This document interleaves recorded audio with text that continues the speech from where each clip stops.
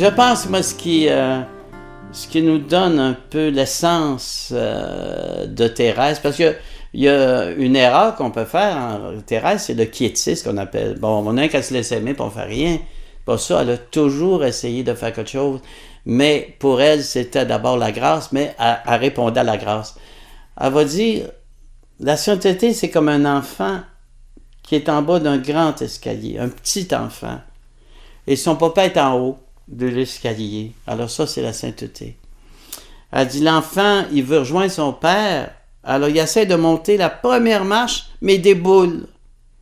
Alors elle dit ceci, si l'enfant, il essaie toujours, même s'il déboule, puis il fait toujours son effort, il faut qu'il fasse son effort. À ce moment-là, le père, touché de l'effort de l'enfant, c'est lui qui descendra, le prendre dans ses bras, puis le monter vers la sainteté. Ça résume tout.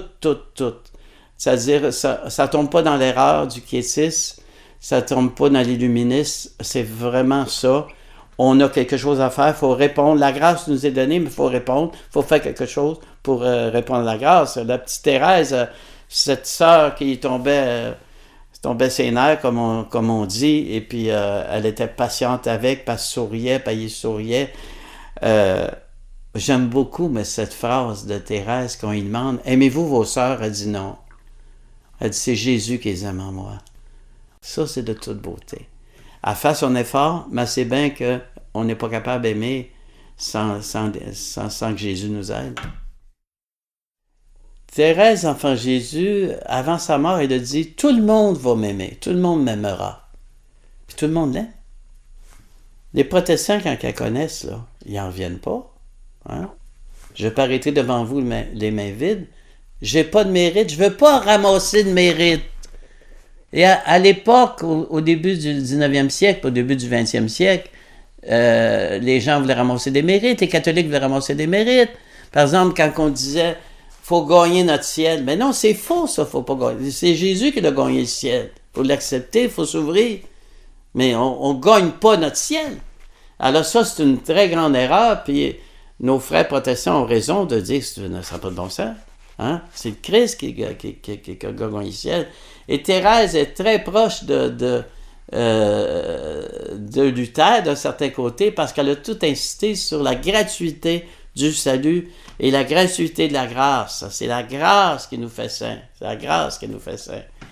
Et oui, alors elle est aimée. On dit qu'aussi, je suis moins au courant, mais que même les musulmans vont prier Thérèse. Les musulmans vont prier Thérèse. Les orthodoxes, ils aiment beaucoup Thérèse. Tout le monde l'aime. C'est drôle à dire.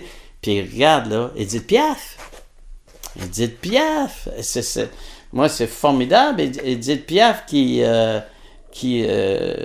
excuse l'expression, mais c'est ça pareil, qui va être pris dans un...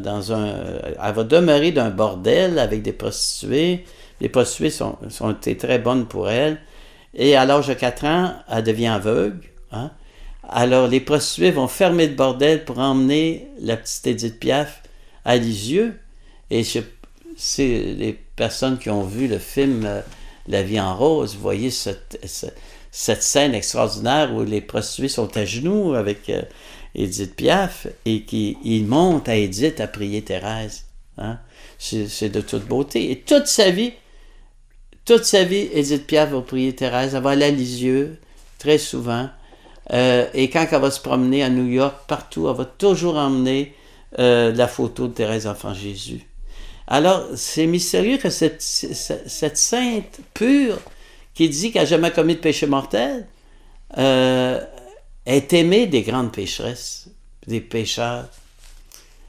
Un jour, je ne sais pas si c'est Jacques, en tout cas, c'est un criminel qui a été guillotiné en France, puis on rentre dans sa cellule, et sur le mur, on trouve la photo de Thérèse. Hein? Je dis des fois, savez-vous pourquoi les pécheurs, les grands pécheurs l'aiment? C'est parce qu'ils sentent que s'ils l'avaient rencontrée, ils n'auraient pas jugé.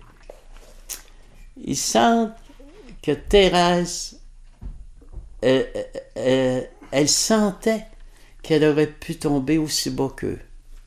Ça, ils le sentaient. quand elle dit dans ses manuscrits, moi, sans la grâce, j'aurais pu tomber plus bas que Marie-Madeleine. Puis elle le croyait vraiment. Puis d'ailleurs, tu sais qu'il y a des études qui ont été faites sur son écriture, elle a la même écriture qu'une prostituée. C'est-à-dire, en elle, elle avait toute cette capacité d'amour, là, qu'elle aurait pu être une grande, grande passionnée du mal autant qu'elle a été passionnée du bien. Alors, je vais terminer en lisant un poème un peu que j'ai écrit qui peut faire penser un peu à la spiritualité terrestre. L'amour qui consume. Brûlez-moi, brûlez-moi, une bonne fois pour toutes. Jusqu'aux os, brûlez-moi dans un torrent d'amour. Je n'en peux plus, mon Dieu, de ne point m'enflammer. Brûlez-moi, brûlez-moi, une bonne fois pour toutes. Arrachez, arrachez toutes ces plaies béantes. Prenez-moi, prenez-moi, quand bien même j'en tremble. Je n'en peux plus, mon Dieu, d'être si tiède encore. Arrachez, arrachez toutes ces plaies béantes. Lavez-moi, lavez-moi dans les eaux de l'esprit. Faites tomber le feu de votre Pentecôte pour que l'homme nouveau en renaisse de moi. Lavez-moi, lavez-moi dans les eaux de l'esprit.